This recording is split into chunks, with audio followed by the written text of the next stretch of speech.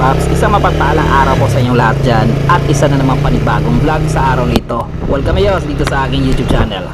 At ngayon nandito po ako sa Tagum Water District para magbayad po ng bill ng tubig dahil due date na po at baka maputulan tayo. So ito pong Tagum Water District po ang nagsusupply ng tubig sa buong lungsod ng Tagum City.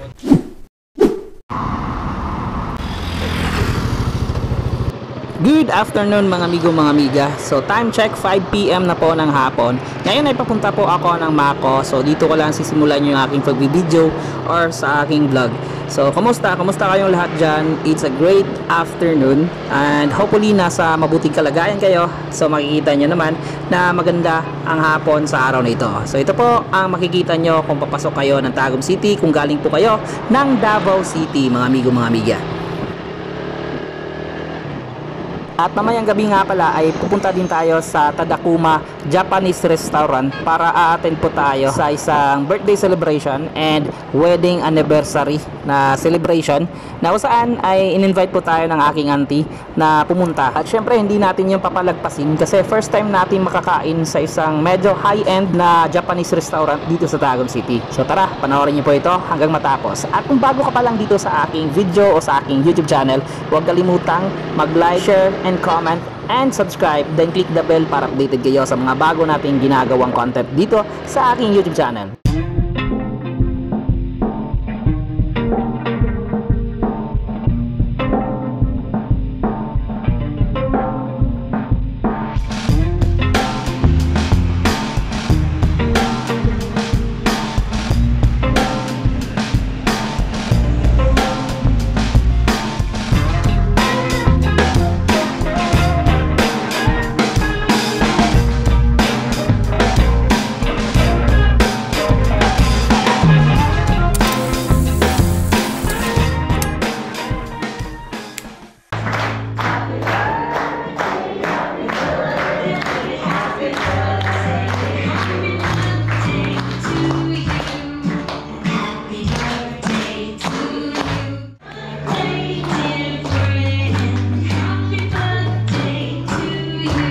Maayong gabi, idra kaninyo mga amigo mga amiga na ami karon sa Tadakuma Restaurant para i-celebrate ang birthday ng aking auntie at saka sa kanilang wedding anniversary nila Kuya Luloy.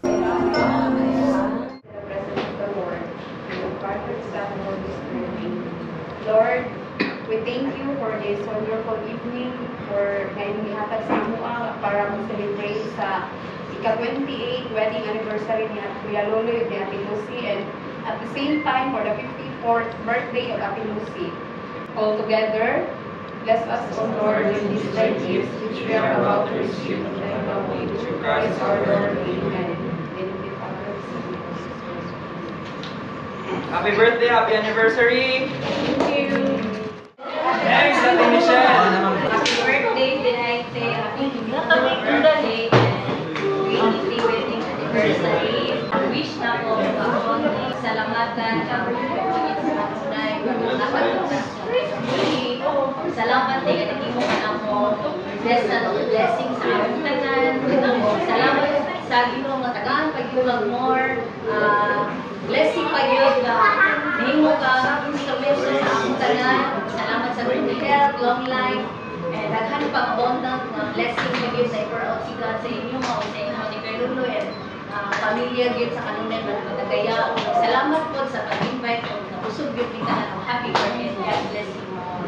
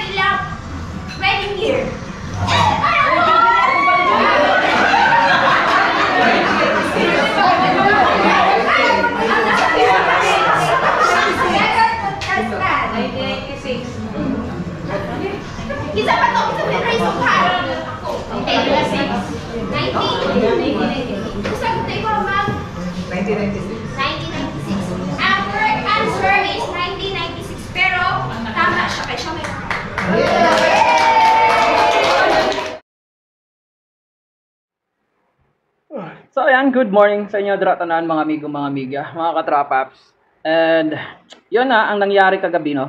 So isang magandang selebrasyon sa birthday celebration ni Auntie at saka sa kanilang wedding anniversary nila Kuya Luloy.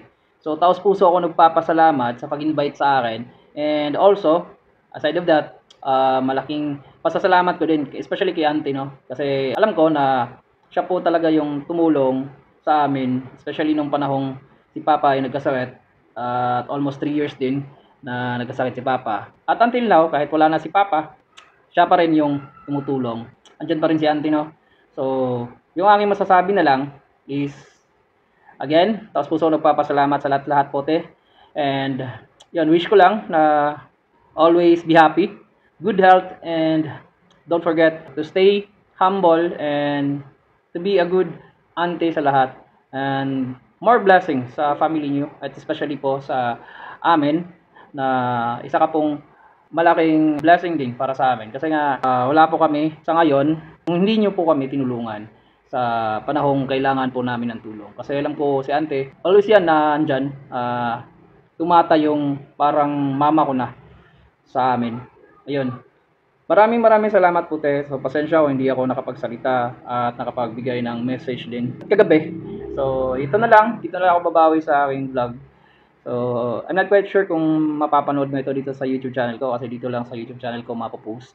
Tapos puso ko palagi magpapasalamat sa lahat po ng tulong na binibigay niyo po sa amin.